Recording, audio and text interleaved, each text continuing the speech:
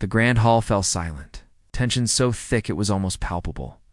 A crowd of powerful leaders, world diplomats, and media gathered to hear the speech of a lifetime.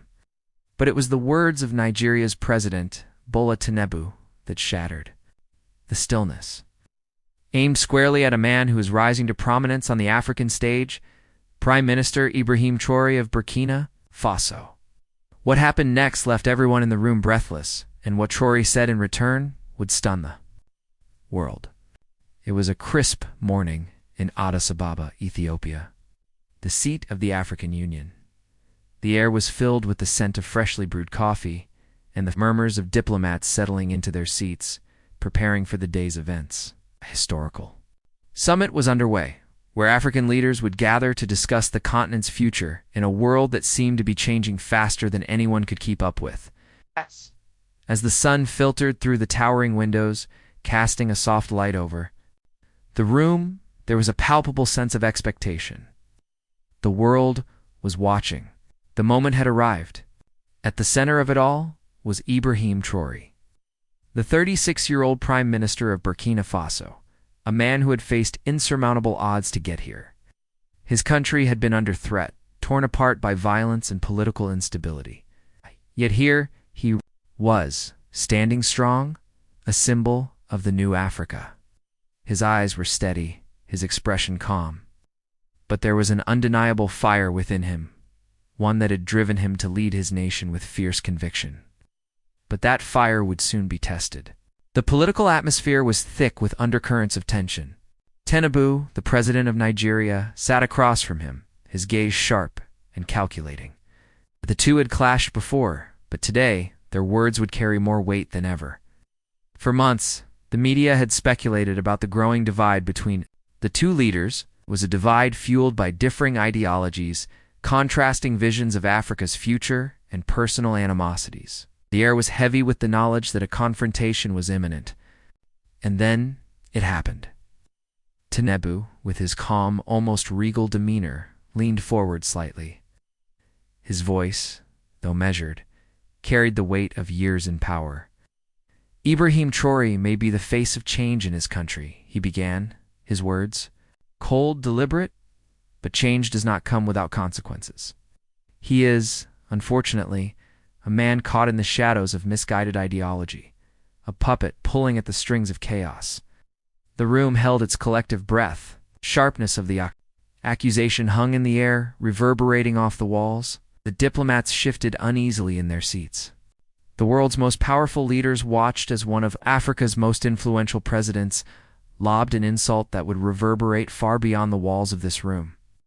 But it was Ibrahim Traoré's response that no one expected. He didn't flinch, he didn't recoil. Instead, he leaned forward, his eyes locked onto Tinubu's. The energy in the room shifted. There was no anger in his voice, no aggression. There was only calm, unshakable resolve. "I don't seek to be a puppet," Traoré said, his words cutting through the tension like a knife. "I seek to be the man who brings his country back from the abyss. Not for power or praise, but for the people who suffer every day, yearning for a brighter tomorrow." The words landed like thunder. The silence in the room was deafening. It wasn't just the power of his words, but the truth behind them. Ibrahim Traoré wasn't just another politician looking to expand his power. He was something more, something rare in the world of politics. He was a man who had been through the fire and had emerged unbroken. His people, the citizens of Burkina Faso, were behind him not because of his ambition, but because of the hope he embodied.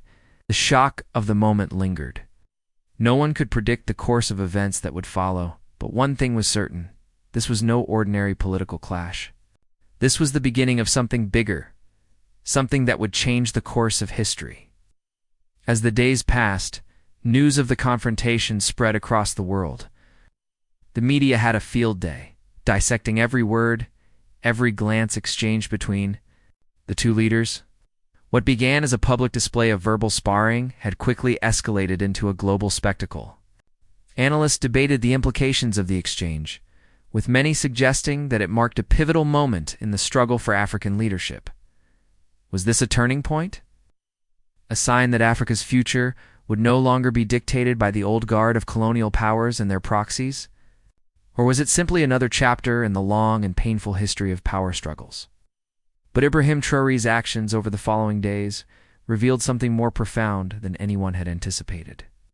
Instead of retreating into the shadows, as many thought he would, Traoré embraced the challenge. His words from the summit resonated across the African continent, striking a chord with millions who had grown tired of the same old politics. His message was simple. Africa could no longer afford to be a pawn in the global game. It was time for Africa to stand on its own, to take control of its own destiny. He didn't just speak of change, he embodied it. Every action, from the speeches he gave to the policies he implemented, reflected the vision he had for his country. He made it clear that his leadership wasn't about power, it was about people. It was about the mothers and fathers who had suffered under corrupt regimes, the children who had been denied an education, the families who had lived in fear for far too long. But it wasn't just the people of Burkina Faso who were rallying behind him. The world was watching. The world was starting to take notice. In the days that followed, protests erupted not just in Burkina Faso, but across Africa. People from all walks of life, workers, students, farmers, and intellectuals stood together, united by the message that Ibrahim Traoré had so eloquently delivered. This was not a fight for political power. It was a fight for dignity, for justice, for a better future. And then came the twist. As the summit continued, tensions between Tinubu and Traoré remained high. But instead of fueling the fire with more insults, something unexpected happened. It was Ibrahim Traoré who extended the olive branch. In a public statement that left the world stunned, he declared that he was not looking to defeat his political rivals, but to work with them for the betterment of the African people. "I am not a puppet," he said in a televised interview, his voice steady and strong. "I am the embodiment of my country's hope. I will not engage in petty politics or power games. We must unite, not divide. Africa must be strong together." The room was stunned. It was a bold move, one that caught his critics off guard. His words were not those of a man seeking power, but of a leader seeking unity. The message was clear. The future of Africa depended not on the egos of individual leaders, but on the collective strength of the people. And so, the tides began to shift. The diplomatic landscape of Africa was forever altered that day. While the confrontation between Tinubu and Traoré may have started as a war of words, it ended as a moment of profound change. As the summit drew to a close, the world could no longer ignore the message that Ibrahim Traoré had delivered. His leadership, his courage, and his unwavering commitment to the people of Burkina Faso had earned him a seat at the table. He was no longer just the leader of his country, he was the voice of a new generation of African leaders who were determined to shape their own destinies. In the quiet moments after the summit, as the leaders departed the hall, Traoré stood alone for a moment, gazing out over the city.